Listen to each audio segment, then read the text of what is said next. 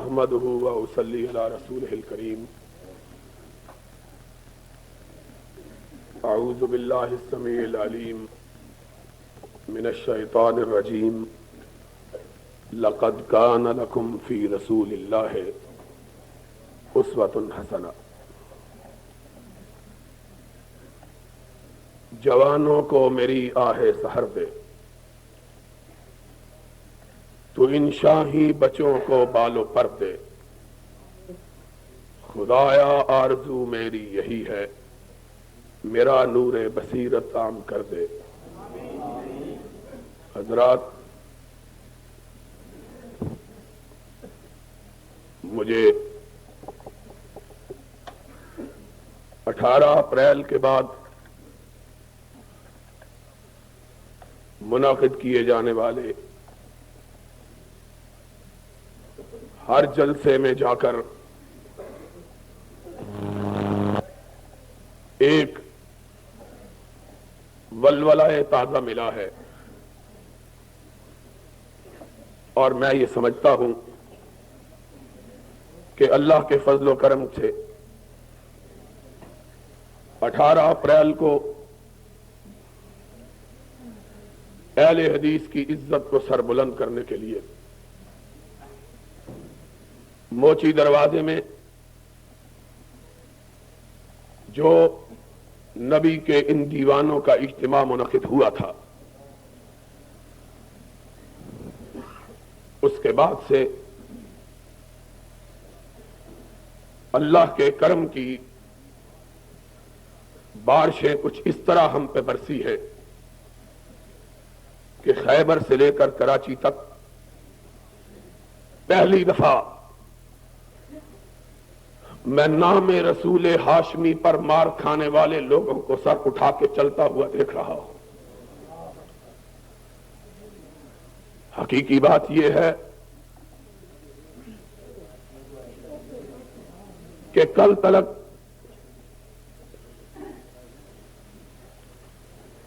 اس ملک میں اہل حدیث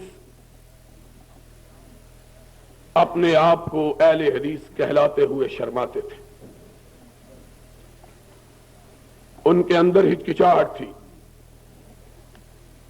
وہ سمجھتے تھے کہ لوگ ہمیں ناروا طور پر اپنی تہمتوں کا شکار بنا کر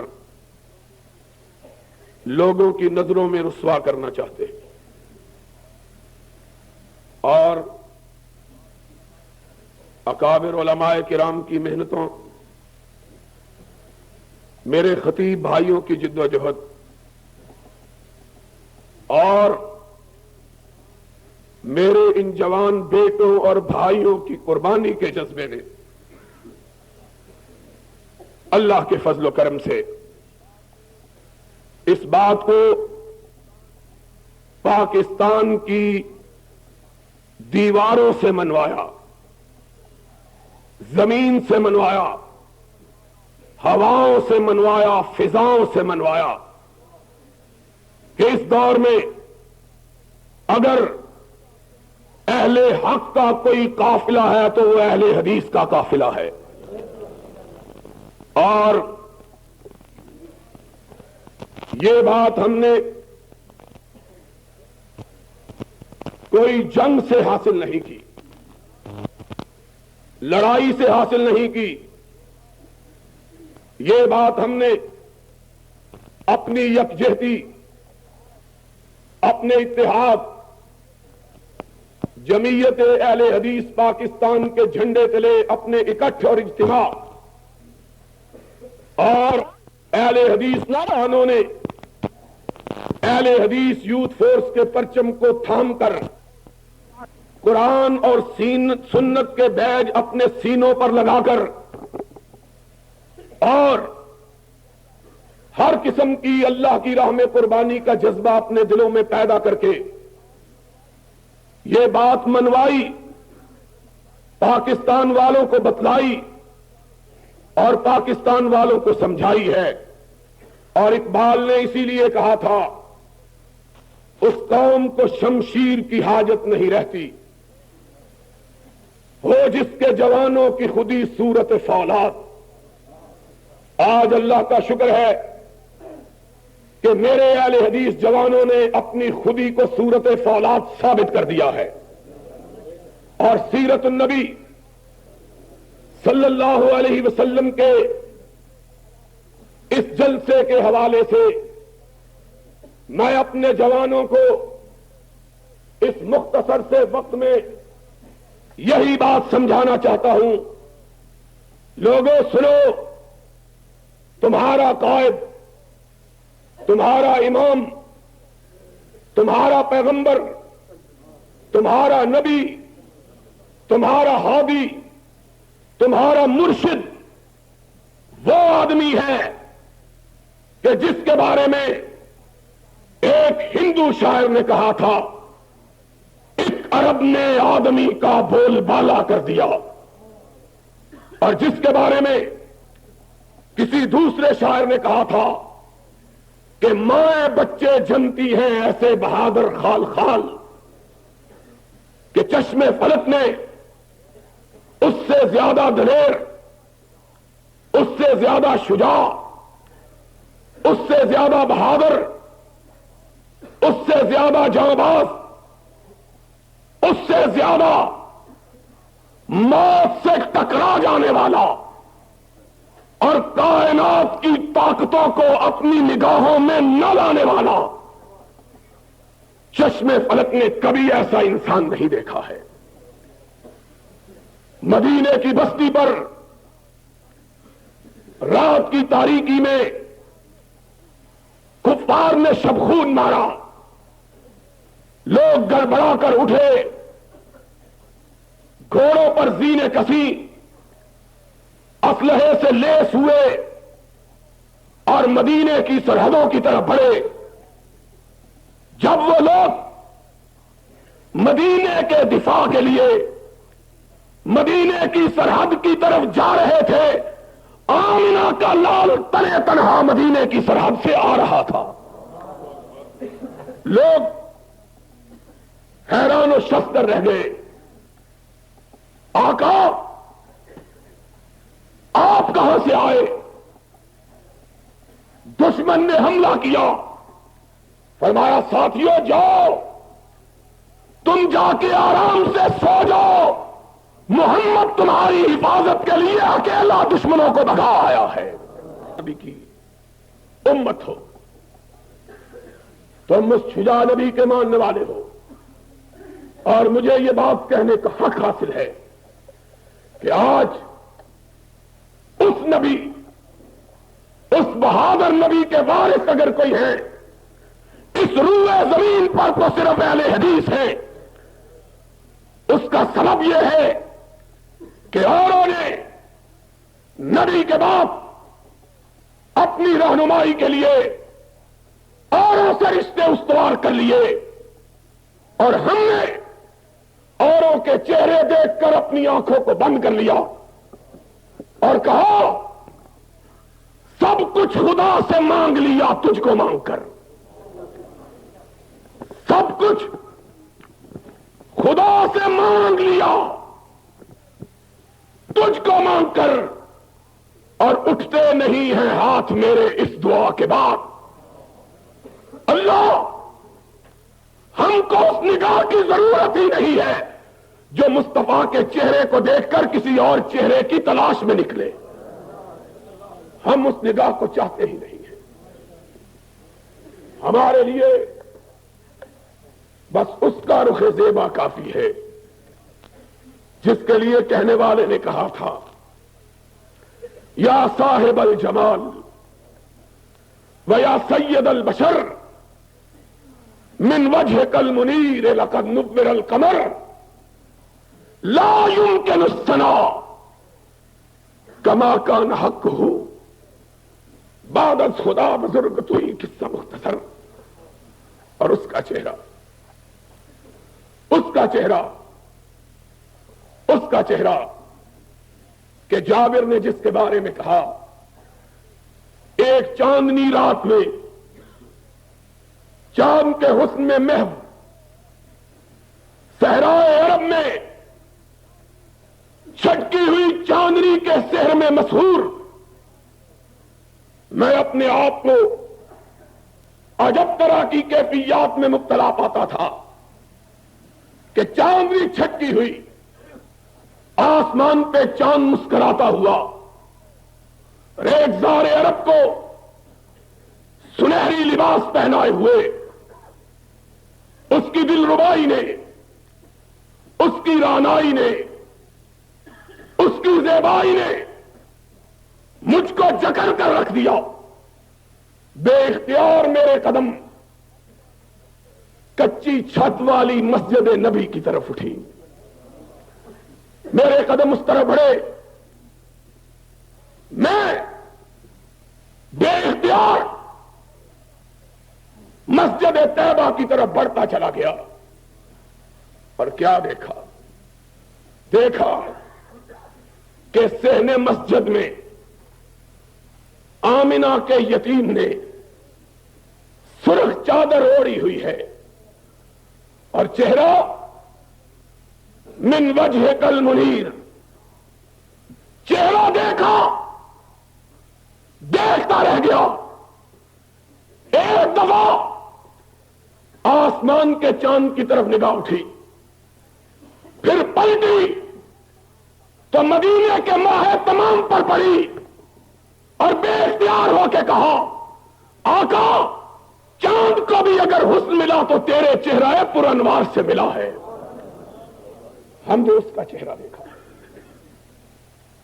اس کا چہرہ کہ جس کے بارے میں حسان نے کہا تھا، وَأَحْسَنَ مِنْكَ لَمْ تَرَ قَطُّ عَيْنِي أَجْمَلَ مِنْكَ لَمْ تَلِدِ النِّسَاءُ خُلِقْتَ مُبَرًّا مِنْ كُلِّ عَيْبٍ كَأَنَّكَ قَدْ خُلِقْتَ كَمَا تَشَاءُ۔ آقا میں تیرے چہرے کے حسن کو کیا کہوں، ایسا معلوم ہوتا ہے کہ تو رب کے پاس کھڑا تھا اور کہہ رہا تھا، اللہ مجھے ایسا بناتا چلا جا، تو کہتا چلا گیا، رب بناتا چلا گیا ہے۔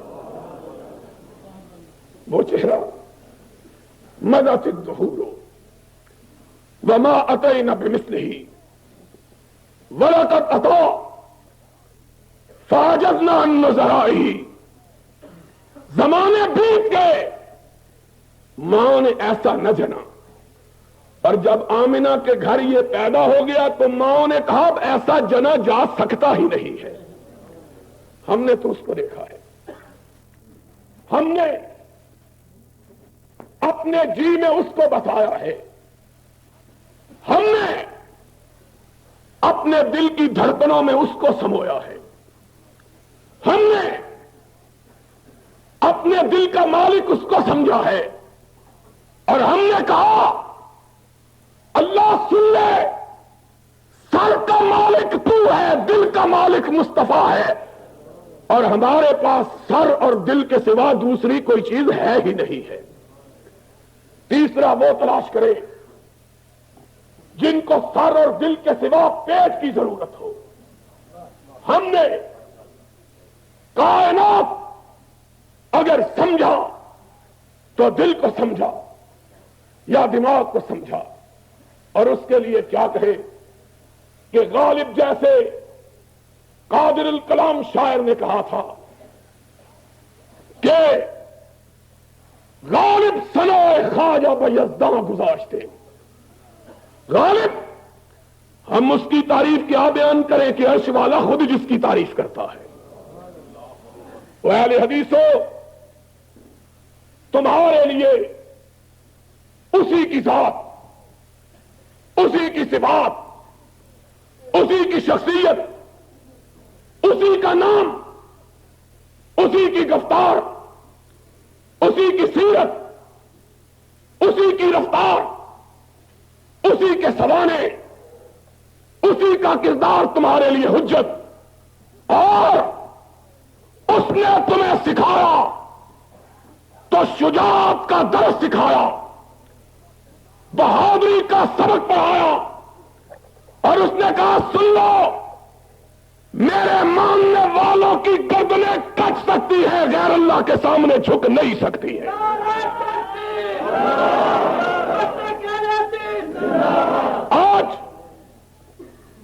حقیقی بات یہ ہے، میری ایک ہی خواہش ہے، میری ایک ہی آرزو ہے، میری تگ و دو کا ایک ہی مقصد ہے، میری جد و جہد کا ایک ہی مطلوب ہے، اور وہ یہ ہے کہ اہل حدیث کے جوان اپنے آقا کی شجاعت کو اپنے سینوں میں بھر لے۔ اور خدا کی قسم ہے، اگر یہ آقا کی شجاعت کے وارث بن جائے، پورے پاکستان کی کوئی قوت ان کے مقابل کھڑا ہونے کی جرات نہیں کر سکتی۔ اور آج یہ بھرا ہوا حال، جب نبی نے اپنی دعوت کا آغاز کیا، اتنے لوگ نہیں تھے جتنے آج اس حال میں موجود ہیں۔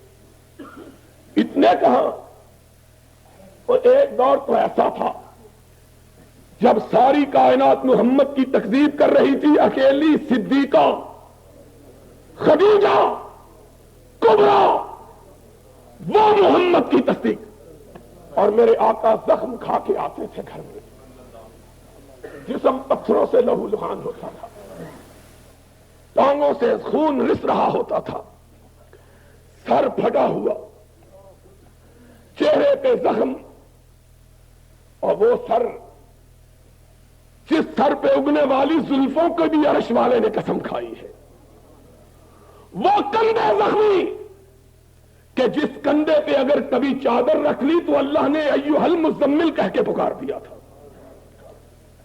وہ ٹانگیں، وہ قدم زخمی کہ جب وہ مکہ سے بے بسی کے عالم میں نکلے تو عرش والے کی غیرت کو جلال آ گیا، اور اس نے کہا لا اقسم بہذا البلد وانت حل بہذا البلد، تیرے اٹھنے والے قدموں کی قسم ہے، وہ دن آنے والا ہے جب تیرے قدموں کی ٹاپ کے سامنے روم اور ایران کے فوجوں کے دل پارا پارا ان کے پتے پانی ہو جائیں گے۔ وہ محمد، دنیا نے کبھی اتنا بہادر آدمی دیکھا ہے؟ اتنا بہادر؟ آج ہم کو تانا دیتے ہیں، اب تھوڑے سے اہل حدیثوں کو مروانا چاہتے ہو؟ ہم نے کہا ہرگز نہ میرد کے دلش زندہ شد بعشق، سب دست بر جرید ہے عالم دوام ماں، جو عرش والے کے لیے مرنے کا ارادہ کر لیتا ہے عرش والا اس کو زندہ جاوید بنا دیتا ہے۔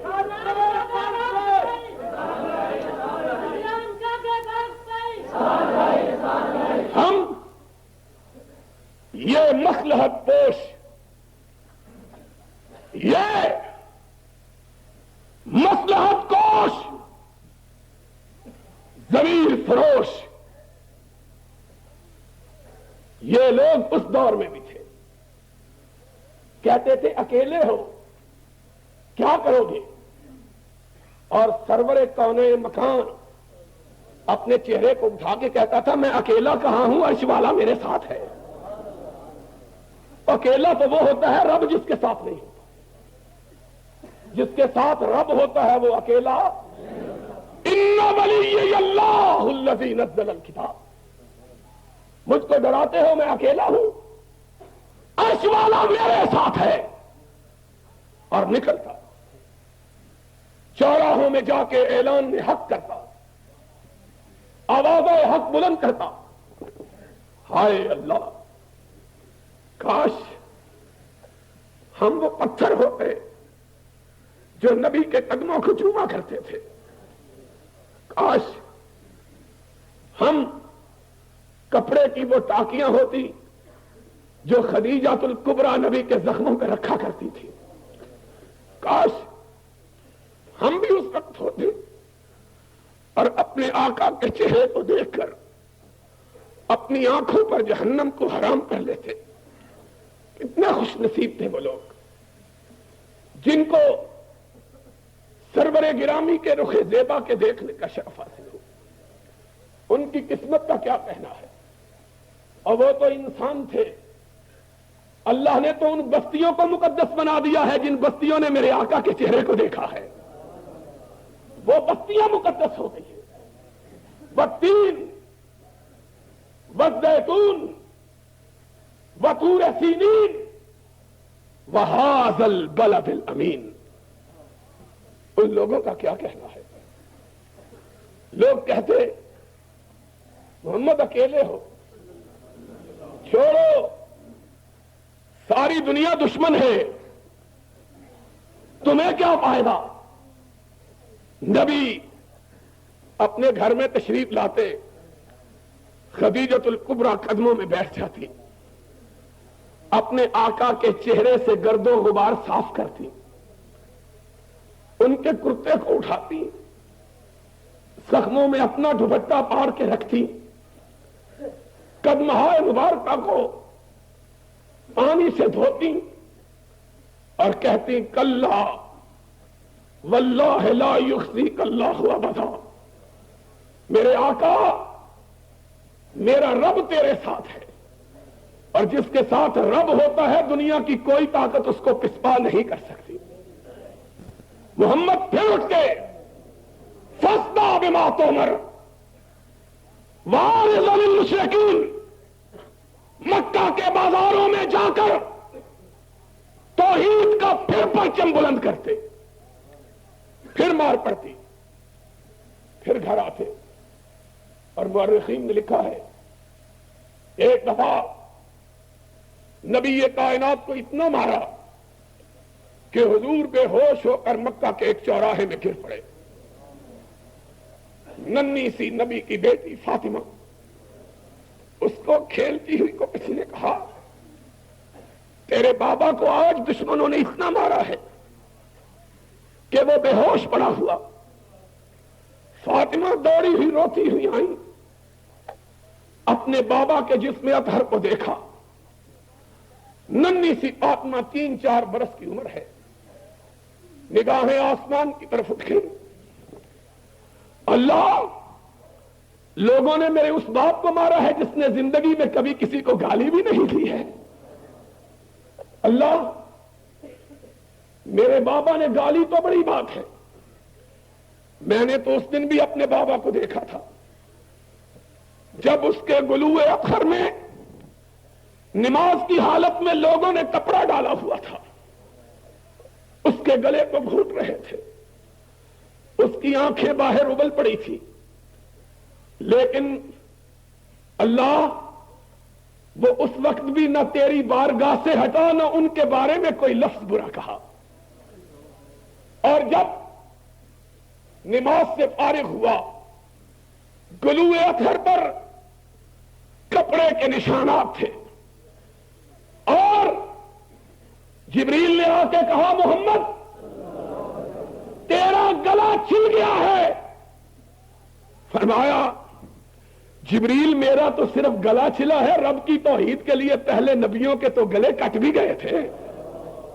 اللہم اہد قومی فإنہم لا یعلمون، اللہ جو جی چاہے کر لے، میں تیری راہ سے ہٹنے والا نہیں ہوں، یہ اپنی کر کے دیکھ لے۔ اور اہل حدیثو، آج چھوٹی چھوٹی باتوں پہ دل شکستہ ہو جاتے ہو، آج معمولی معمولی تانوں پہ گھبرا جاتے ہو، آج چھوٹی سی بات پہ دل چھوٹے کر لیتے ہو، اور جب بھی دل میں ملال آئے تو مدینے والے تاجدار کو دیکھ لیا کرو، تم مجھ سے بڑے تو نہیں ہو، تم رب کی نظر میں اس سے عزیز تر تو نہیں ہو۔ اور وہ تو وہ تھا کہ جب چلتا تھا تو جبریل اس کی رکاب تھامتا تھا، وہ تو وہ تھا کہ جب نگاہ آسمان کی طرف ڈالتا تھا تو قبلہ تبدیل ہو جاتا تھا، وہ تو وہ تھا کہ جب اس کے دل کے ہوک اٹھتی تھی تو کائنات بدل جاتی تھی۔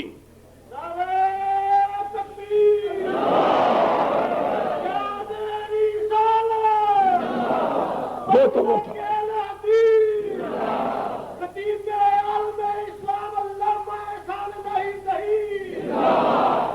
تو وہ تھا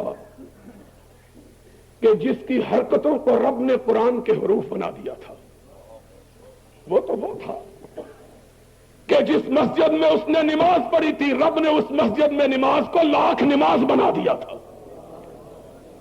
اور وہ تو وہ تھا کہ جس قبرستان میں اس نے دعا مانگی تھی رب نے اسے جنت قرار دے دیا تھا.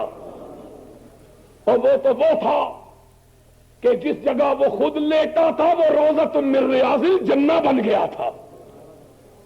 وہ تو وہ تھا کہ جب آنکھ اٹھاتا تھا جبریل آ جاتا تھا, جب نگاہ بدلتا تھا میکائیل آ جاتا تھا, جب پیشانی پہ بل پڑتے تھے فاروق تلوار بدست ہو جاتا تھا.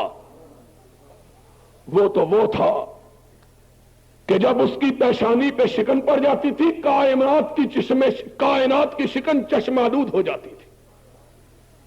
وہ تو وہ تھا جس کے ادنا اشارہ ابرو پہ لوگ کٹ جانا اپنے لیے باعث سعادت سمجھتے. وہ تو وہ تھا کہ لوگ اس کے وضو کے قطروں کو زمین پر گرنے نہیں دیتے تھے. اور وہ تو وہ تھا کہ جس کی نگاہ اس پہ پڑ جاتی تھی جہنم اس پہ حرام ہو جاتی تھی. وہ تو وہ تھا. تم اس سے بھی بڑھ گئے ہو, تم اس سے بھی نازک ہو گئے ہو, تم اس سے بھی زیادہ اپنے آپ کو قیمتی سمجھنے لگ گئے ہو, تم اپنے آپ کو اس سے بھی گراں تر بنا لیا ہے تم نے. اگر اس نے مارے کھائی تھی تو تمہارا جسم جو ہے وہ کندن کا تو نہیں بنا ہوا. اگر اس نے گالیاں کھائی تھی اور اس نے گالیاں کھائی تھی, تمہیں کیا معلوم ہے کہ راہ حق کے راہیوں کو حق کے لیے کن صعوبتوں کو برداشت کرنا پڑتا ہے. اس نے ہائے ہائے انس تیری یاد کس وقت آئی ہے. ایک ماں اور کیا ماں تھی, اس نے منت مانی, اللہ مجھے بیٹا عطا کر دے تو میں تیرے محمد کا خادم بنا دوں گی. کیا منت مانی ہے. مائیں منتیں مانگتی ہیں, مجھے بیٹا عطا کر, اسے چودھری بناؤں گی, اسے سالار بناؤں گی, اسے کماندار بناؤں گی, اسے سوداگر بناؤں گی, اسے تاجور بناؤں گی. اور انس کی ماں دعا مانگتی ہے اللہ اگر بیٹا عطا کیا تو تیری محمد کی بارگاہ میں خدمت کے لیے وقف کر دوں گی. اور پھر 10 سال خدمت کی ہے. پوچھو حافظ ابراہیم سے, پوچھو حبیب الرحمان سے, پوچھو علماء کرام سے.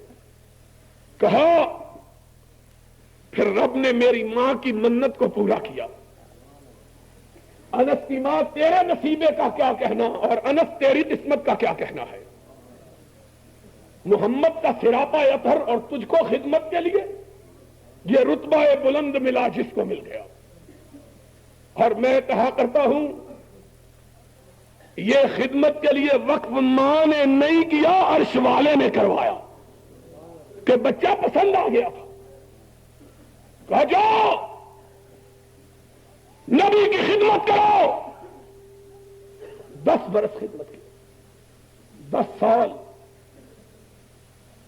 10 طویل برس. کسی نے پوچھا آقا کو کیسا پایا ہے.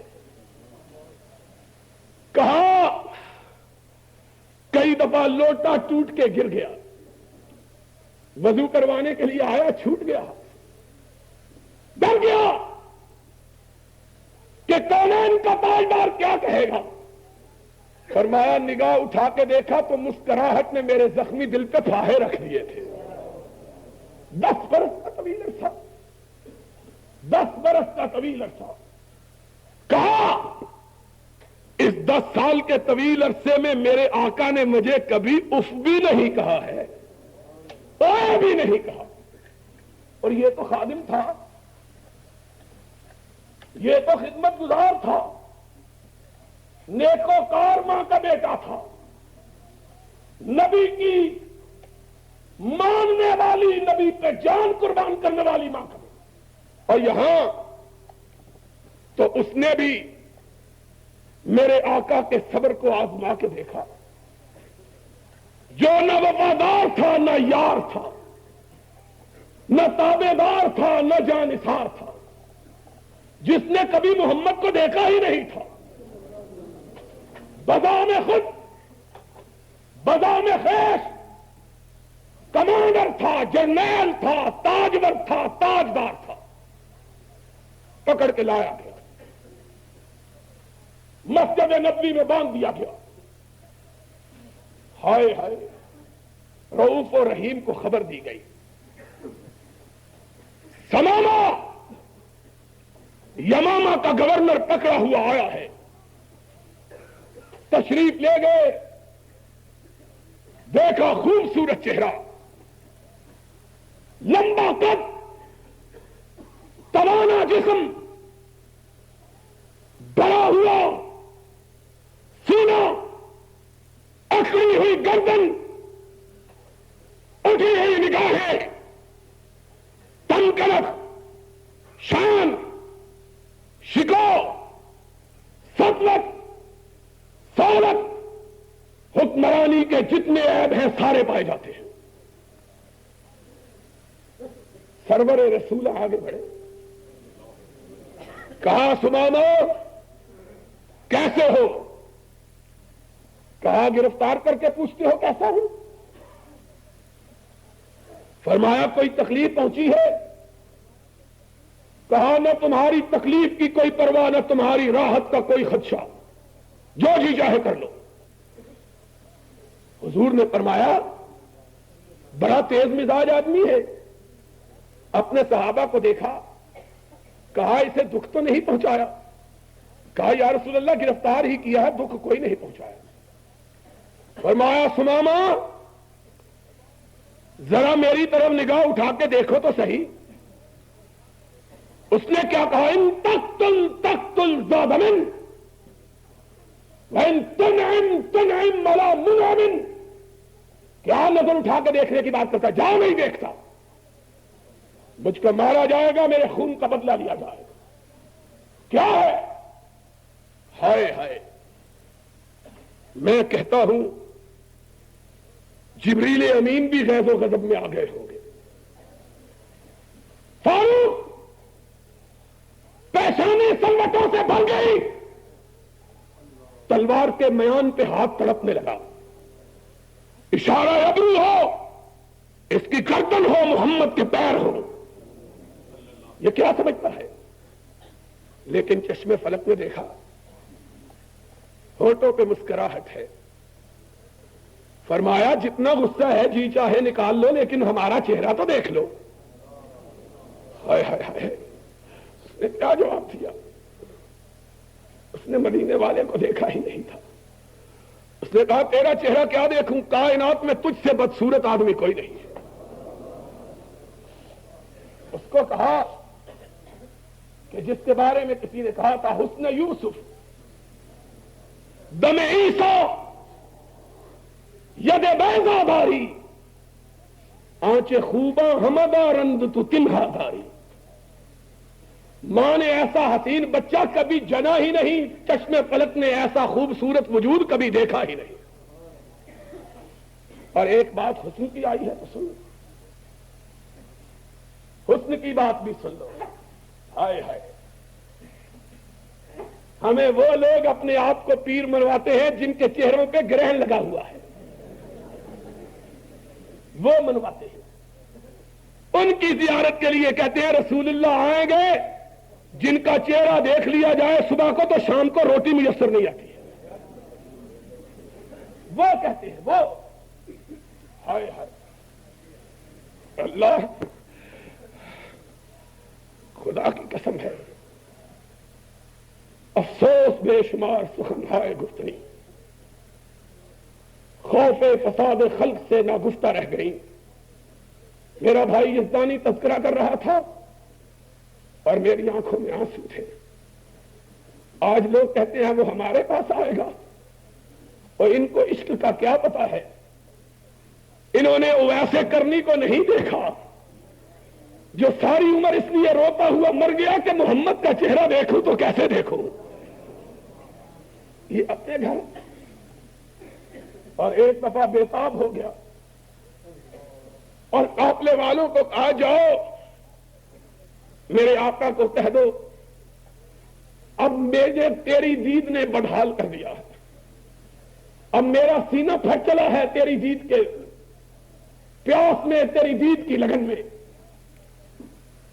آقا کیا کروں، نڈھال ہو گیا ہوں، اب یہ صدمہ، اب یہ آرزو، اب یہ پیار، اب یہ محبت، اب یہ تمنا مجھ سے برداشت نہیں ہوتی۔ آقا نے پیغام بھیجا اویس بوڑھیا ماں کو چھوڑ کے نہیں آنا ہے، آج ملاقات نہیں ہوگی تو جنت کے دروازوں پہ ہو جائے گی۔ آج تمہیں کیا پتا ہے اس سرور رسولہ کا، تم اس کو اپنے گھر بلاتے ہو۔ ہم یہ سمجھتے ہیں کہ خدا اگر ہمیں اس کے گھر بلا لے تو ہماری یہ بڑی سعادت ہے۔ ہم میں تو اتنی ہمت ہی نہیں ہے کہ تاجداروں کے تاجدار کے بارے میں خواب میں بھی کہہ سکے کہ ہمارے گھر آ جائے۔ ادب کیا ہے، زیر آسمان عرش نازک تر، نفس گم کر دمی آئے جنید و بایزیدی جاؤ۔ یہاں تو عالم صدیق و فاروق کی یہ ہے بات حسن سے چلی تھی۔ حیران ہو جاؤ وہابیو سن لو، حیران ہو جاؤ سن کر، نبی کی بارگاہ میں 23 برس صحابہ رہے، 23 سال رہے، 23 سال۔ صدیق نے ایمان کے بعد 22 سال گزارے، علی نے ایمان کے بعد سارے 22 سال گزارے ہیں، فاروق نے ایمان کے بعد 21 برس گزارے ہیں، عثمان نے ایمان کے بعد 21 برس گزارے ہیں، طلحہ نے، زبیر نے، سعد ابن ابی وقاص نے، عمرو ابن عاص نے، ابو عبیدہ ابن جراح نے، سعید ابن عاص نے۔ لیکن حسن کی فراوانی کا عالم یہ تھا کہ کسی کی نگاہ کبھی آقا کے چہرے پہ ٹکتی ہی نہیں تھی، کسی نے نہیں دیکھا۔ خدا کی قسم ہے میں نے ایک دفعہ 1 برس تلاش کیا تھا، 1 برس، 1 سال، اور وہ بندہ کہہ رہا ہے کہ الحمدللہ جس کے بارے میں اس کے دشمن بھی اور سارے تانے دے سکتے ہیں، بے علمی کا تانا نہیں دے سکتے۔ 1 برس میں نے حدیث کی کتابوں میں تلاش کیا، سیرت کی کتابوں کو ڈھونڈا، 1 برس، 1 سال، پورا 1 سال، کہ کسی ایک صحابی سے مجھے محمد کا چہرہ نظر آ جائے، کوئی ایک صحابی حضور کا حلیہ بیان کر دے۔ 1 برس ڈھونڈا، ڈھونڈ ڈھونڈ کے تھک گیا۔ سب کو دیکھا تو یہی کہہ رہے تھے کہ آفاق کھا گردیدام، مہرے بتاں ورزیدام، بسیار خوباں دیدام، انا تو چیزیں دی گئی۔ تیرا چہرے کی کیفیات اور اس کی شکل و صورت کیسے بیان کروں کہ ایک دفعہ دیکھا ہے پھر دیکھنے کی ہمت ہی نہیں ہوئی ہے۔ کون ہے جو کس میں یارہ ہے جو نظر ٹکا کے دیکھے، نگاہوں کو جما کے دیکھے، سر کو اٹھا کے دیکھے، کس میں طاقت ہے؟ حسن کا یہ عالم کہ ایک نظر اٹھی پھر ہمیشہ نیچے ہی گری رہی، اور کہا نظریں جھکا کے چلو، جسم و جاں بچا کے چلو۔ ادب کا ہے، کس نے دیکھا ہے؟ کون ہے جو اس چہرہ تابہ کو دیکھنے کی جرات کر سکے؟ صدیق نے بھی پوچھا گیا کہ کیا دیکھا؟ اس نے کہا بس ایک چاند تھا جو ساری کائنات کو اپنی آغوش میں لیا ہوا تھا، اور کچھ یاد نہیں، اور سب سے بہتر حلیہ ام معبد نے بیان کیا ہے، وہ تو بیچاری ان پڑھ تھی، ناشنا تھی، ناشناسا تھی، نہ جاننے والی تھی. اس کے دروازے پہ محمد پہنچے اور کہا تھا اماں میرے یار ابو بکر کو بھوک لگی ہے، کچھ کھانے کو دے دے. تو اس ماں نے کہا تھا بیٹا ایسا مسافر تو زندگی میں کبھی نہیں دیکھا. وہ آئے گھر ہمارے خدا کی قدرت ہے، کبھی ہم ان کو کبھی اپنے گھر کو دیکھتے ہیں. اور ذرا سننے والی بات ہے، اب ریلویوں کس سے بیان کرتے ہو؟ آؤ اب رخ مصطفیٰ کا تذکرہ ہم وہابیوں سے بھی سن لو. ام معبد نے کہا خوبصورت مسافر آج ہی گھر میں بوری آنا ہوا، آج تو گھر میں کچھ بھی نہیں ہے. میرے آقا کی نظر صحن خیموں میں بندھی ہوئی بکری پر پڑی، مدتوں سے جس کا دودھ خشک ہو چکا تھا. کہا اماں کھانے کو کچھ نہیں تو اس بڑھیا بکری کا دودھ ہی پلا دے. ہائے ہائے، اب ایک ہی دفعہ دیکھا ہے پھر نگاہ اٹھانے کی ہمت نہیں ہے. نظریں جھکا کے کہنے لگی اس نے تو دودھ دینا کئی سال سے چھوڑ رکھا ہے. کہا اماں اگر تو اجازت دے ہم تجربہ کر کے دیکھیں. تو برتن تو لے آ.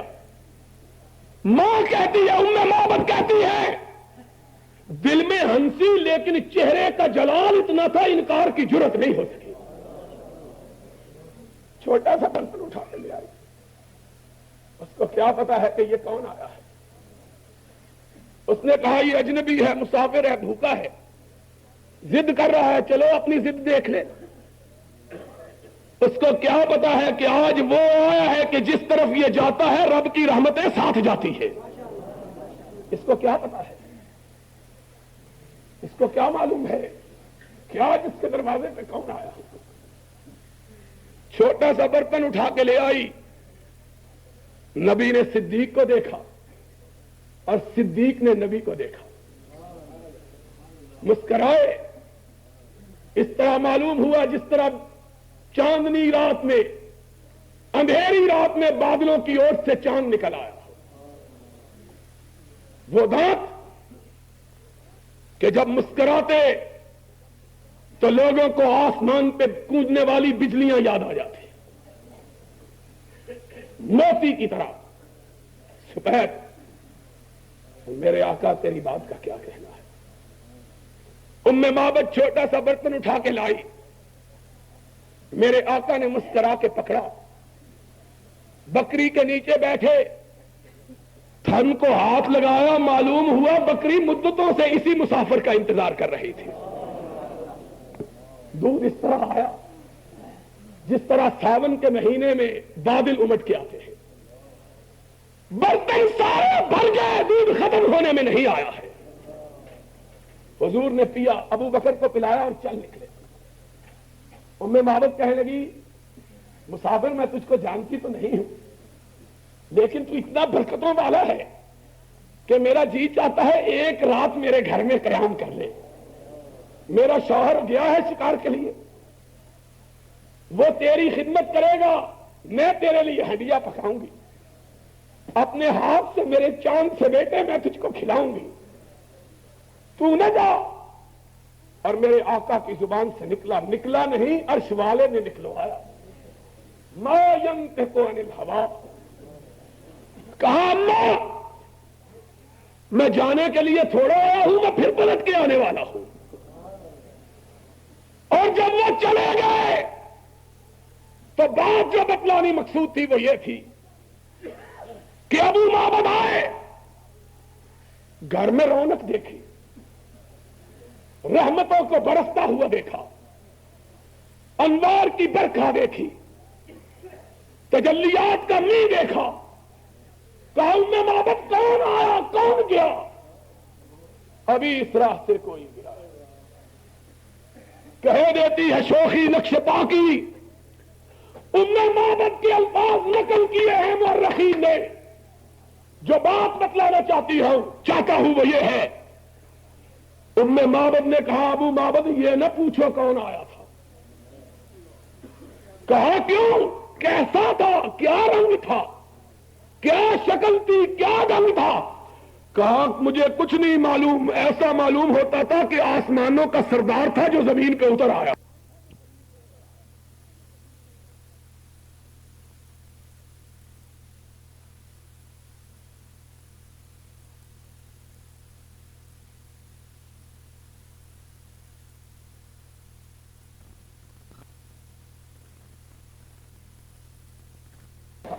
وہ تو چاند تھا، وہ تو سورج تھا، وہ تو دمکتا ہوا ستارہ تھا، وہ تو روشن تارا تھا جو لمحے بھر کے لیے ہمارے گھر میں آیا اور کٹیا کو ایسا روشن کر دیا کہ اب جب تک وہ پلٹ کے نہ آئے گا اس کی خوشبو سے کٹیا مہکتی رہے گی. اس نے کہا یہ آنا، اس نے کیا کچھ نہیں کہلوایا، اس کو کیا کچھ نہیں کہا گیا. سماما گالیاں دے رہے ہو، برا بلا کہہ رہے ہو، ذرا نظروں کو اٹھاؤ تو صحیح، ذرا میرے چہرے پہ اپنی نگاہوں کو جماؤ تو صحیح، ذرا مجھ کو دیکھو تو صحیح. اس نے کہا لم ارا وجہن اقبح من وجہک علی وجہ البسیطہ، کیا دیکھوں روئے زمین پہ تجھ سے بدصورت چہرہ کوئی ہے ہی نہیں. ہائے ہائے لوگو، یہ میرا آقا تھا جس کے نقش قدم پہ تم نے چلنا ہے. جب بے آسرا تھا تب بھی گالیاں کھائیں، شکن نہیں ڈالی. آج تاجدار تھا، اپنے گھر میں گالی سنتا ہے لیکن پیشانی پہ شکن نہیں ڈالتا. کہا کوئی بات نہیں، میری بستی کی طرف تو نگاہ ڈالو. اس نے کہا میں نے روم و یونان، ایران و مصر کی بستیاں دیکھی، تیری بستی کائنات کی سب سے بدصورت بستی ہے. اس بستی کو کیا دیکھا؟ ہائے ہائے ہائے. کہا کوئی بات نہیں ہے. دوسرے دن آئے پھر وہی جواب. تیسرے دن کہنے لگے ہم تم سے کچھ نہیں مانتے، ذرا دیکھ تو لو ہم کو. کہا نہیں دیکھتا. اب آسمان گوش پر آواز، زمین سہمی پڑی تھی، آسمان ساکن تھا بیچارہ. دیکھے آج اس تاجور کی زبان سے کیا حکم صادر ہوتا ہے، اس گستاخ کو کیا سزا ملتی ہے. لوگوں نے دیکھا، کائنات نے دیکھا، آسمان طیبہ نے دیکھا، مسجد نبی نے دیکھا، اس ستون نے دیکھا جس کے ساتھ سمامہ بنا ہوا تھا. اب حکم صادر ہوگا، اس کی گردن اڑ جائے گی. ہمیشہ مسکرانے والا آقا مسکرایا، فرمایا جاؤ ہم نے اسے چھوڑ دیا، جاؤ ہم نے اسے رہا کر دیا. ہم تجھے کچھ نہیں کہتے، تو بڑا آدمی ہے، بڑے ملک کا حکمران ہے، تو نہیں دیکھتا ہم تجھے کیا کہیں. جاؤ اور اپنے صحابہ کو جن کی تلواریں گردن کے کاٹنے کے لیے بےتاب تھیں، ان کو کہا بڑا آدمی ہے، عزت کے ساتھ لے جا کر اس کو مدینے سے رخصت کرو. ہائے ہائے. انہوں نے چھوڑا. پلٹتے ہوئے اس کے دل میں خیال آیا، بڑے حکمران بھی دیکھے، محکوم بھی دیکھے، جرنیل بھی دیکھے، کرنیل بھی دیکھے، صدر بھی دیکھے، کمانڈر بھی دیکھے، اتنا حوصلے والا تو کبھی نہیں دیکھا. اس کے چہرے کو تو دیکھوں ہے کیسا. بس ایک نگاہ پہ ٹھہرا ہے فیصلہ دل کا. پھر دیکھا، دیکھ کر سر پٹ بھاگا، درکی لگا دی. ہائے ہائے. اور پھر آگے میں نہیں کہتا، سمامہ سے سنو وہ کیا کہتا ہے. کہا قدم آگے کی طرف بھاگ رہے، دل پیچھے کی طرف بھاگ رہا تھا. 2 میل بھاگتا چلا گیا اور جتنی رفتار سے گیا تھا اس سے دگنی رفتار سے واپس پلٹ آیا. وہ ماہ تمام ننگی زمین پہ اپنے صحابہ کے ساتھ بیٹھا ہوا، اپنے یاروں کے ساتھ ننگی زمین پہ بیٹھا ہوا. صحن مسجد میں ننگے فرش پر آیا. نبی نے نگاہ ڈالی، سامنے سمامہ کھڑا ہے. فرمایا ہم نے تو تجھ کو چھوڑ دیا تھا، پھر آ گئے. کہا مجھ کو اپنا بنا کے چھوڑ دیا، مجھ کو اپنا بنا کے چھوڑ دیا. کیا اسیری ہے، کیا رہائی ہے. چھوڑا تب تھا جب تیرا چہرہ نہیں دیکھا تھا، اب تیرا چہرہ دیکھ لیا، اب زندگی بھر کے لیے تیری زلفوں کا اسیر ہو گیا.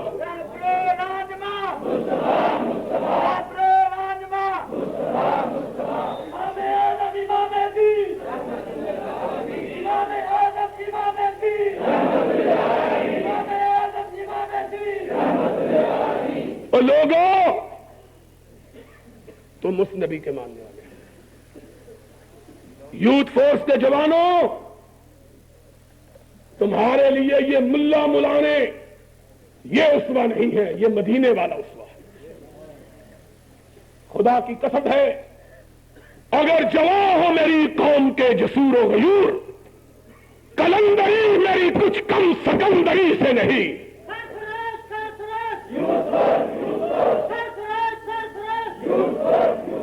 اگر تم آج صرف اس چھت کے نیچے بیٹھے والے لوگ، اور نہیں، صرف اس چھت کے نیچے بیٹھے، باقیوں کو نہیں کہتا، صرف تم کو کہتا ہوں، اپنے دل سے پوچھ لو، اپنے من میں جھانک لو، اپنے خون کی گردش سے سوال کر لو، اپنے جگر کو ٹٹول لو، اپنے دماغوں کو کھنگال لو. اگر آج تم اس بہادر نبی کے اسوے کو اپنا کر قرآن و سنت کا پرچم تھام لو، میں کبریائی کی قسم کھا کے کہتا ہوں 10 برس نہیں گزریں گے کہ پاکستان میں اگر پرچم لہرائے گا تو صرف اہل حدیث کا لہرائے گا.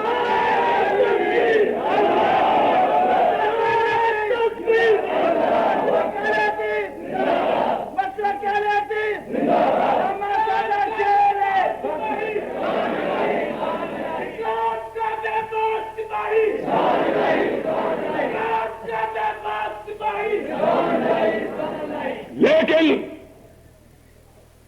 بزدلوں کی روایتی بزدلی لے کے نہیں چلنا. جس کا دل دھڑکتا ہے ہماری بات سن کر، وہ بے شک ہم سے جدا ہو جائے. ہم نے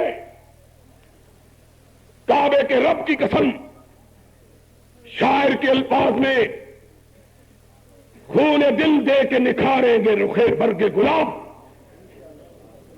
خون دل دے کے نکھاریں گے رخے برگ گلاب. ہم نے گلشن کے تحفظ کی قسم کھائی ہے، اور وہ گلشن ضیاء الحق کا نہیں، اس کے باپ کا نہیں، اس کے بیٹوں کا نہیں. بزدل، قبر فروش اور مردہ پوش، مردہ پرست نواز شریف کا نہیں، جواریے کے مرید جنیجوں کا نہیں، بکنے والے جھکنے والے ملاؤں کا نہیں، وہ گلشن مدینہ کے لال کا، جس گلشن کے 2 بڑے پھول ہیں، ایک رب کا قرآن ہے، ایک محمد کا فرمان ہے.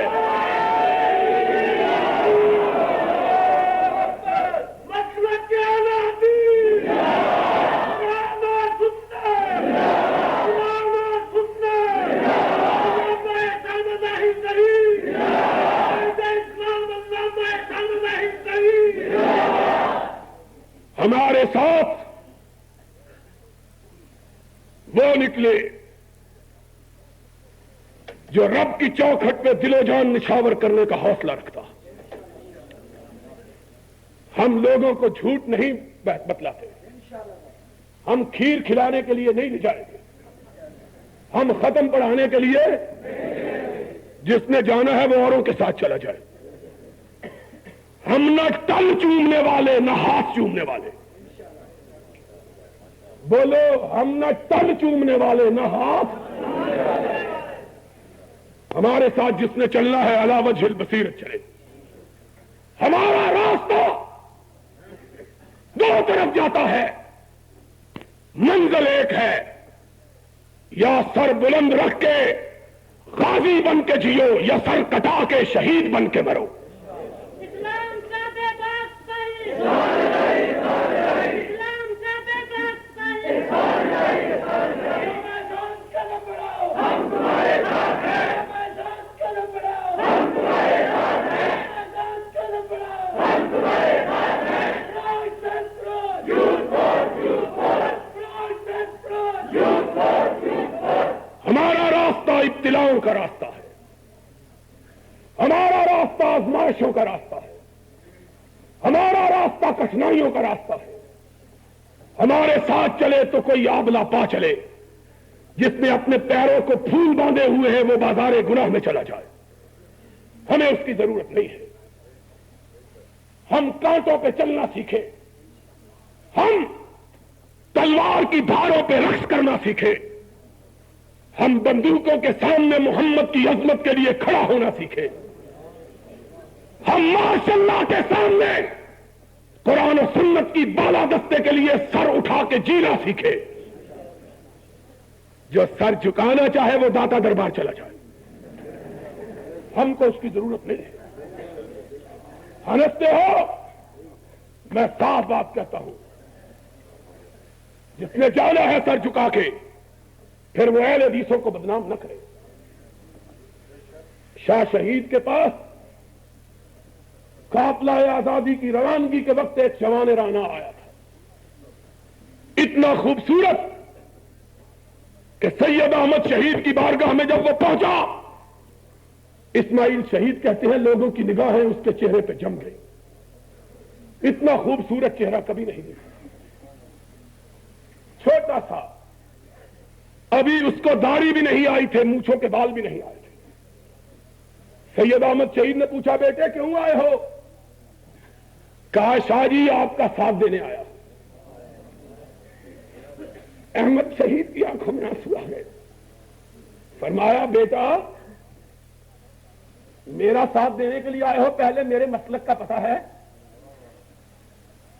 پہلے میری گزرگاہ کا علم ہے, پہلے میری روش کو جانتے ہو؟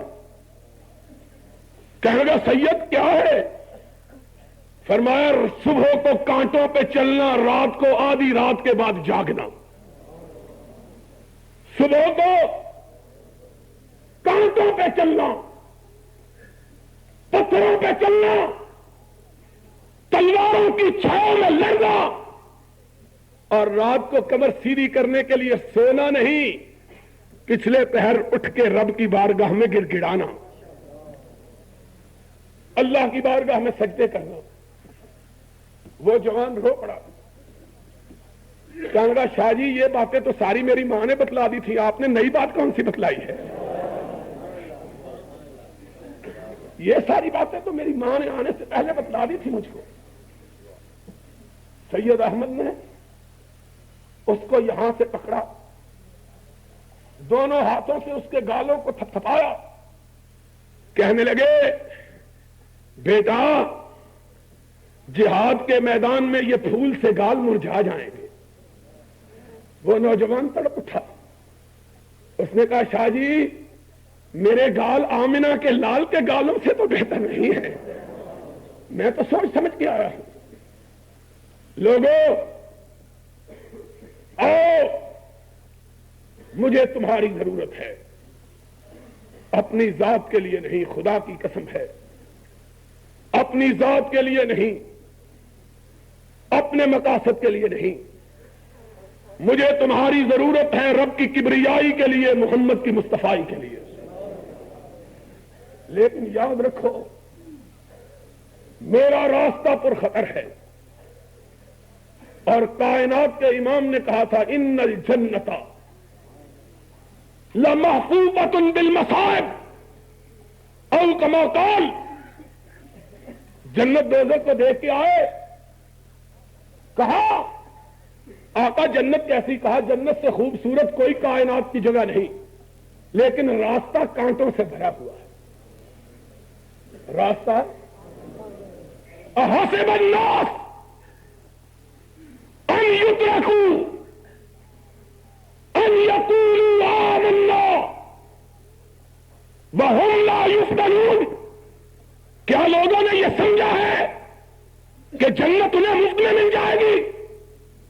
اور سنو وَلَقَدْ فَتَنَّا الَّذِينَ مِن قَبْلِهِمْ فَلَيَعْلَمَنَّ اللَّهُ الَّذِينَ صَدَقُوا وَلَيَعْلَمَنَّ الْكَاذِبِينَ، اور پہلے نبیوں نے جنت کی دعوت دی، جنت کے راستے کی طرف چلے تو کانٹوں پہ نہیں چلے بلکہ آروں سے چرائے گے، زندہ جلائے گے۔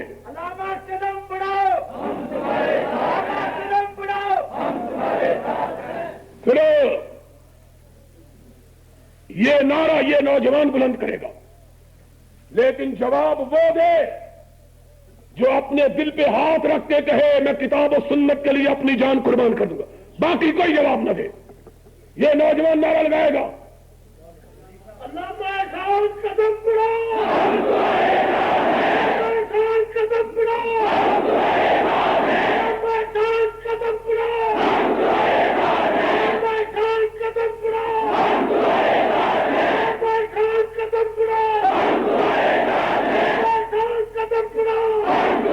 اور انشاءاللہ سن لو پھر، کبریا کی ذات والا صفات کی قسم ہے، میں اپنے جیتے جی تمہیں جنت کی طرف لے کے جاؤں گا انشاءاللہ۔ میں تمہیں لڑاؤں گا، میں لڑاؤں گا تمہیں، نہ اپنے لیے، نہ یزدانی کے لیے، نہ کمیر پوری کے لیے، نہ شیخ الحدیث کے لیے، میں تمہیں لڑاؤں گا رب کی توحید کے لیے، محمد کی عظمت کے لیے۔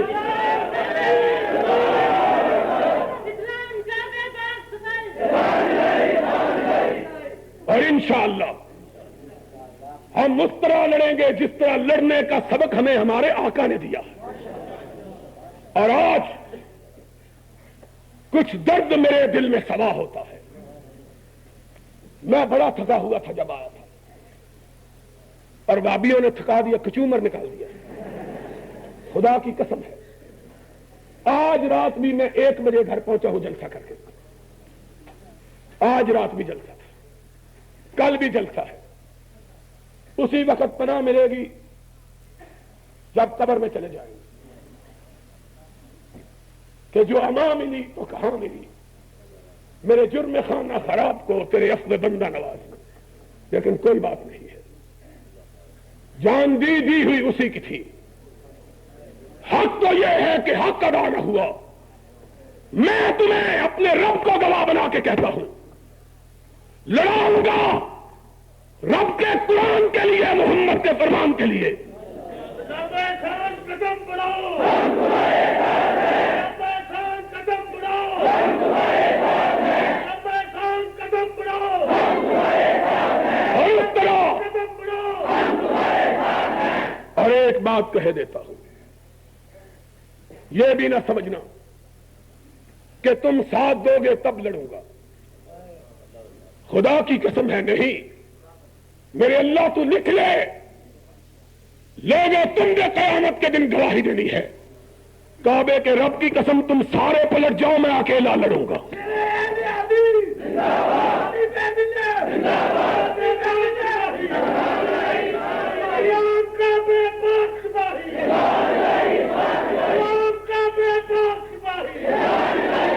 تم سارے پلٹ جاؤ، میں لڑوں گا، اکیلا لڑوں گا، اور اس وقت تک لڑوں گا جب تک مال روڈ پہ مدینے والے کا پرچم نہیں لہرا جاتا ہے۔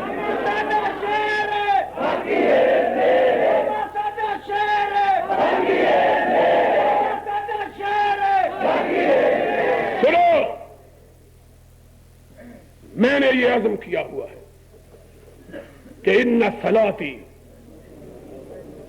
و نسکی و محیای و مماتی، اور مر تو سارے ہی جاتے ہیں، کبھی کوئی زندہ رہا ہے؟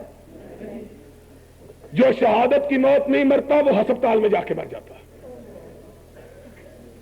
کوئی بستر پہ مر جاتا ہے، کوئی ایڑیاں رگڑ کے مر جاتا ہے، کوئی ٹرک کے پیچھے ٹرک کے نیچے آ کے مر جاتا ہے۔ اللہ ہم تجھ سے موت مانگتے ہیں تو اپنی راہ میں شہادت کی موت مانگتے ہیں۔ موت تو وہ ہے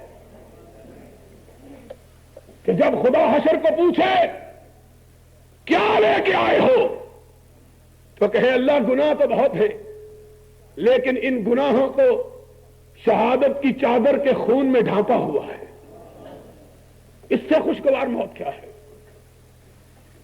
لوگوں، میں یہ کہہ رہا تھا مجھے تمہاری ضرورت ہے، اور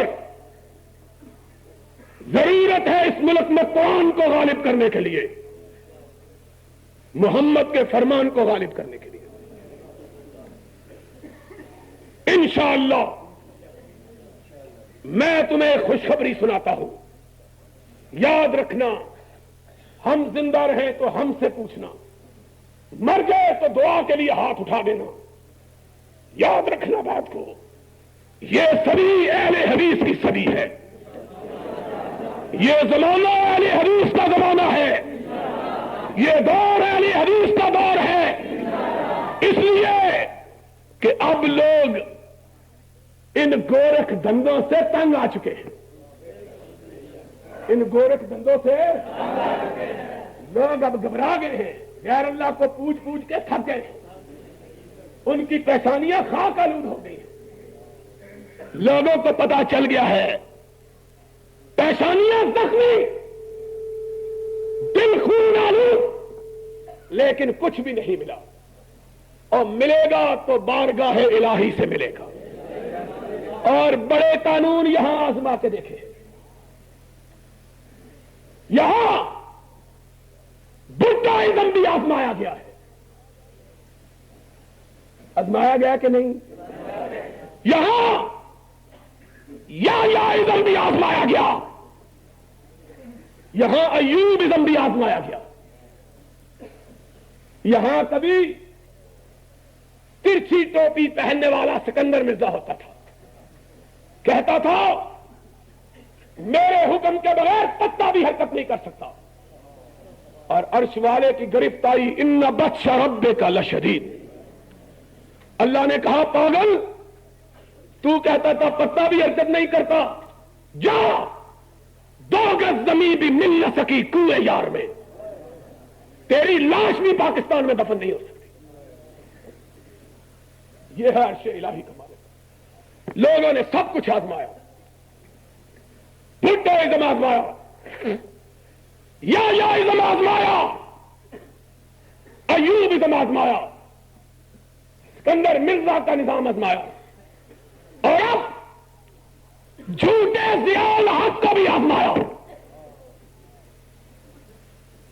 جس کے بڑے بڑے ملا نے کفر برداشت، لیکن مرض بڑھتا گیا جو جو دوا کی، مریض عشق پہ لعنت خدا کی، یہی تھا نا؟ مریض عشق پہ رحمت خدا کی، مرض بڑھتا گیا جو جو، کوئی حل نہیں، کوئی علاج، اور مردے بھی آزما لیے، نہیں آزمائے؟ سنو غور سے، مردے بھی آزما لیے ہیں، اسی لیے تو ایک مجور کو پنجاب کا گورنر بنایا گیا ہے، مردے بھی آزما لیے،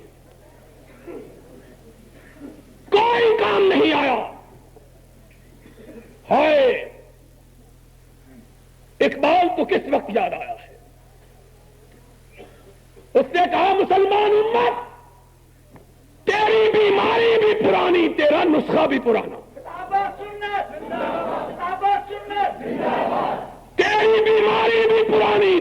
علاج بھی پرانا، تیری مرض بھی پرانی، تیرا طبیب بھی پرانا، وگرنہ شفا مل سکتی؟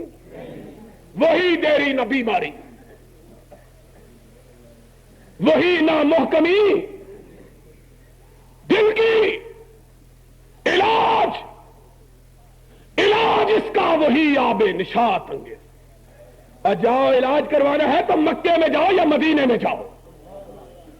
امت کو پتہ چل گیا ہے کہ اب امت کے دردوں کا مداوا، امت کی بیماریوں کا علاج مکے مدینے کے سوا کہیں موجود نہیں۔ اس لیے میں کہتا ہوں آج کا دور ہمارا دور ہے،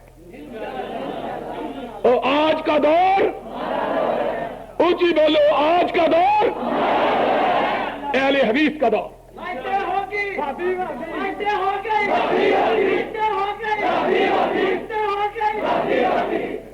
سن لو، آج کا دور اہل حدیث کا دور ہے۔ اگر بیمار کو گور کنارے ٹھکانے نہیں لگانا چاہتے تو علاج کے لیے آ جاؤ، ہمارے پاس آؤ، اور ہم تمہیں گجرانوالے سے پڑیا لا کے نہیں دیں گے، سیال کوٹ کی نہیں دیں گے، ملتان کی نہیں دیں گے، ہم تمہیں آب حیات دیں گے تو یا مکہ سے لا کے دیں گے یا مدینہ سے لا کے دیں گے، اور انشاءاللہ اب اس ملک کی تقدیر کو اہل حدیث کے منشور کے ساتھ معلق کر دیا ہے رب نے۔ اب تقدیر بگڑے گی اور نظام چلاؤ گے، تقدیر بنے گی اہل حدیث کا نظام چلاؤ گے۔ اور اہل حدیث کا نظام کیا ہے؟ سن لو، اہل حدیث کا دستور قرآن ہے۔ سارے کہو اہل حدیث کا دستور، اونچی کہو اہل حدیث کا دستور، اور اہل حدیث کا منشور محمد کا انشاءاللہ۔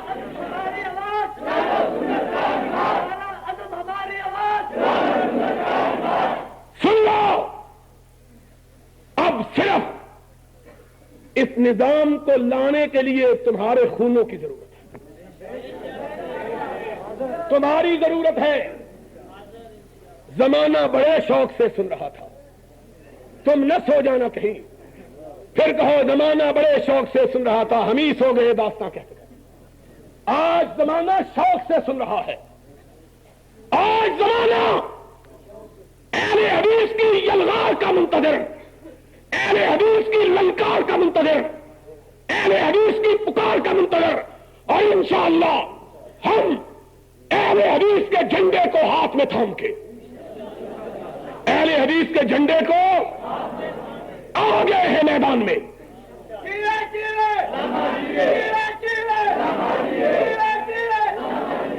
ہم آج آ گئے ہیں میدان میں، کون سا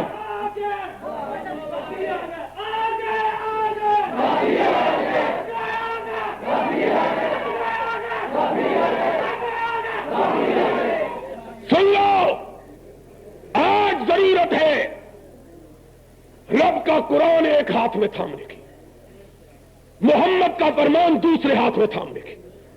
اٹھو، زمانہ تمہارے قدموں کا منتظر ہے، تمہارے قدموں کی چاپ پر اس نے کان لگائے ہوئے۔ اٹھو، زمانے کو بتلا دو، قرآن و سنت کے فدائی آ گئے ہیں، قرآن و سنت کے فدائی، وہ ہاتھ بلند کر کے کہو قرآن و سنت کے فدائی، اٹھ کے بولو، اٹھ کے قرآن و سنت کے فدائی، قرآن و سنت کے فدائی۔ انشاءاللہ اس ملک میں آئے گا تو رب کا، اس ملک میں آئے گا تو محمد کا، اور جو اس کی راہ میں رکاوٹ بنے گا یہاں سے آخر دعوانا۔ ان کے بعد ایک دور تھا اور خطبہ کا قاضی ثانہ کہ بعض دفعہ ایک ایسی بات جو وہ کہہ رہے ہیں ان کے اپنے عقیدے کے، اپنے نظریے کے خلاف ہوتی ہے۔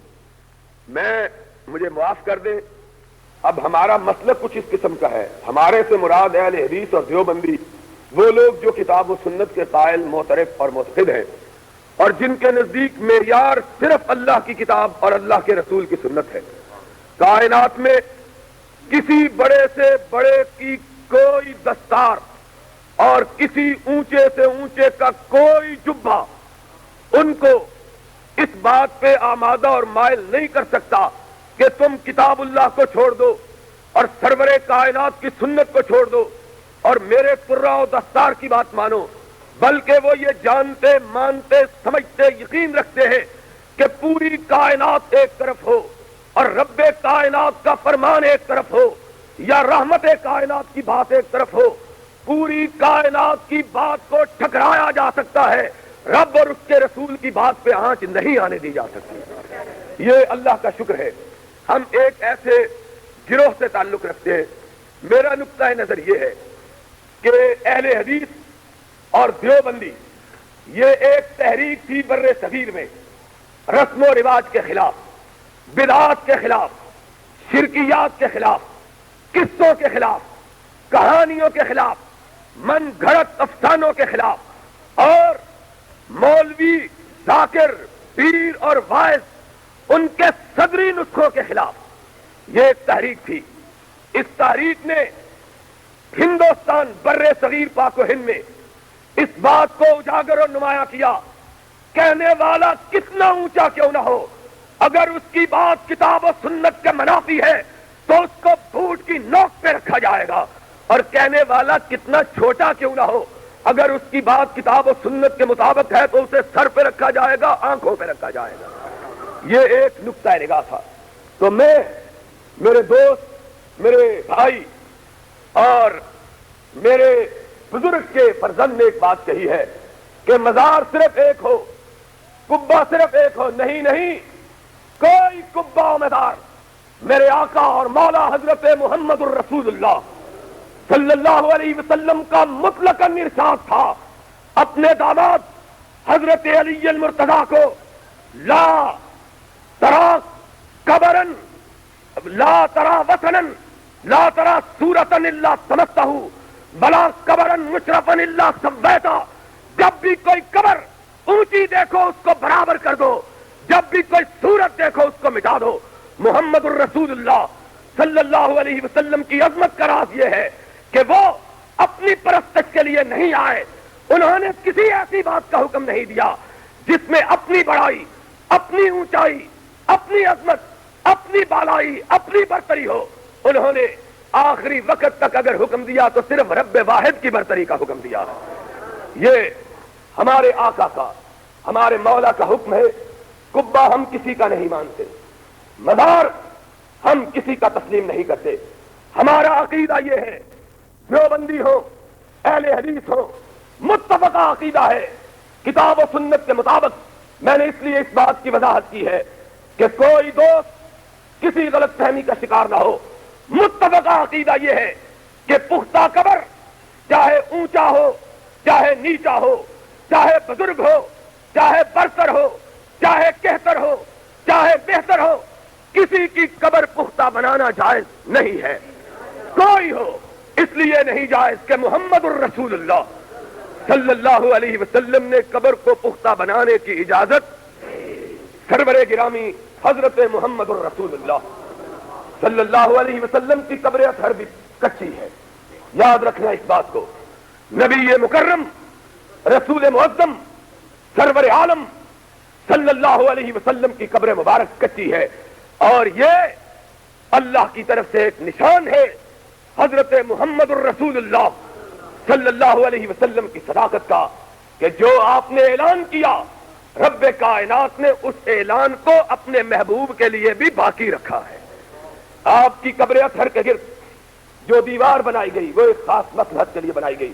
ایک بات یہ، اور دوسری بات میں یہ کہنا چاہتا ہوں دوستو، پیر، مجھے اس بارے میں کہنے میں کوئی بات نہیں ہے، مجھے کوئی شرم نہیں آتی اس بات کے کہنے میں کہ ہم کسی پیر کو نہیں مانتے۔ اگر لوگ ہم کو تانا دیتے ہیں یہ پیروں کو نہیں مانتے، تو جاؤ ان کو جا کے کہہ دو ہم نہیں مانتے، جو جی چاہے ہمارا بگاڑ لو، ہم دین کے بارے میں معذرت خواہی کا طریقہ اختیار کرنے کے لیے تیار نہیں ہیں۔ ہمارے آقا و مولا نے ہم کو سبق سکھایا ہے یاد رکھو دین کے بارے میں مداہنت یہ منافقت ہے، اور منافقت کو رب کبھی گوارا نہیں کرتا۔ پیر لیے پھرتے ہو جو ہم نہیں مانتے، تم نے لینے والوں کو پیر بنا رکھا ہے۔ ہم نے پیر اگر مانا ہے تو اکیلے کملی والے کو مانا ہے، ہم نے نہیں مانتے، ہم نہیں مانتے کسی کو پیر۔ پیر اگر تم کہتے ہو گستاخ ہیں، اس میں گستاخی کی بات ہے تو گستاخی کی صحیح، تم نے لینے والوں کو پیر بنا رکھا ہے۔ فرق یہ ہے پیر ہم نے مانا، ہم نے لینے والے کو نہیں مانا، دینے والے کو پیر مانا ہے۔ تم مانتے ہو پیر لینے والے کو جو آتا ہے۔ پچھلے دنوں میں شکر گڑھ میں گیا، لوگوں سے پوچھا کیا حال احوال ہے، جب بھی کسی بستی میں آدمی جاتا ہے پوچھتا ہے یہاں کے کیا حالات، کہنے لگے جی دو ہمارے لیے موسم بڑے مشکل، ہمارے اوپر دو بلائیں پڑتی ہیں۔ شکر گڑھ کو تو جانتے ہی ہیں نا آپ سب۔ میں نے کہا کیا؟ کہنے لگے جی ایک تو راوی پڑتا ہے ہم پر، جو کچھ ہم نے بویا ہوتا ہے بہا کے لے جاتا ہے۔ میں نے کہا اچھا دوسری آفت تم پہ کیا پڑتی ہے؟ کہنے لگے جو بچ رہتا ہے پیر پڑتے ہیں، باقی وہ صفایا کر کے چلے جاتے ہیں۔ جو طوفان سے بچ جاتا ہے، سیلاب سے بچ جاتا ہے، وہ پیر آتے ہیں۔ یہ آفتے ہم نہیں مانتے۔ پیر آتا ہے گدے پہ چھٹ ڈالے ہوئے، اور آتا ہے گھروں کا صفایا کرتا ہے، اور کبھی کبھی گھروں کے ساتھ گھر والی کا بھی صفایا کر جاتا ہے، اور پھر کہتے کیا ہے جیلی ہے۔ ہم کہتے ہیں ہم سے لڑتے ہیں۔ اور یارو بات آئی ہے تو کہہ دیتا ہوں، مجھے تو تعجب ہے، رب کی قسم ہے، اگر لوٹنے والے ہماری دشمنی اختیار کریں تو تعجب کی بات نہیں کہ لٹیرے ہمیشہ چوکیداروں کے مخالف ہوا کرتے ہیں۔ اگر کسی محلے میں ٹھیکری پہرا لگا ہوا ہو، ڈاکوؤں کو بڑی تکلیف ہوتی ہے، وہ کہتے ہیں یہ کہاں سے آ گیا ہماری لوٹ کی راہ میں رکاوٹ ڈالنے والا۔ کوئی تعجب نہیں اگر لوٹنے والے ہماری دشمنی کریں کہ ہم ان کے لوٹ کی راہ میں رکاوٹ بنتے ہیں۔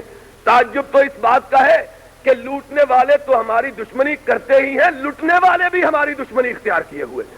وہ جن کو لوٹا جاتا ہے کبھی یہ کہہ کے تیرا باپ رات کو ننگا ملا تھا، کپڑے لا میں اس کو کپڑے پہنا دوں، کبھی ختم کے نام پہ، کبھی تیجے کے نام پہ، کبھی 40ویں کے نام پہ، جن کو لوٹا جاتا ہے ہم ان کو بچاتے ہیں لوٹ سے، وہ بھی ہماری دشمنی کرتے ہیں، وہ بھی ہماری مخالفت۔ یارو ہم ان کو پیر ماننے کے لیے تیار نہیں جو یتیموں کا مال لوٹ کے کھا جائے۔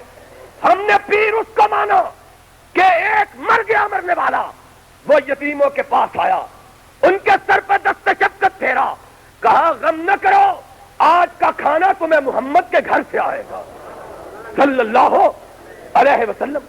ہم کو منواتے ہو پیر، اور پھر ہم معذرت کریں جی ہم بھی بڑے پیر ماننے والے ہیں۔ ہم نہیں مانتے۔ ہمارے شیخ، ہمارے بزرگ سید عنایت اللہ شاہ بخاری، اللہ ان کی عمر کو دراز فرمائے، انہوں نے ساری عمر جہاد کیا ہے ان پیروں کے خلاف، انہوں نے اپنی جوانی کھپائی ہے پیروں کے خلاف۔ اور یارو مجھے معاف کر دو، میں تمہاری بد میں اگر سچی بات کہتا ہوں، جس بات کو تمہارے بزرگ مٹاتے رہے ہیں، خدا کے لیے تم ان بتوں کو اثر نو استوار نہ کرو جن کے مٹانے کے لیے تمہارے بزرگوں نے اپنی زندگی کھپائی ہے۔ یہ نہ کرو، یہ ظلم کی بات ہے۔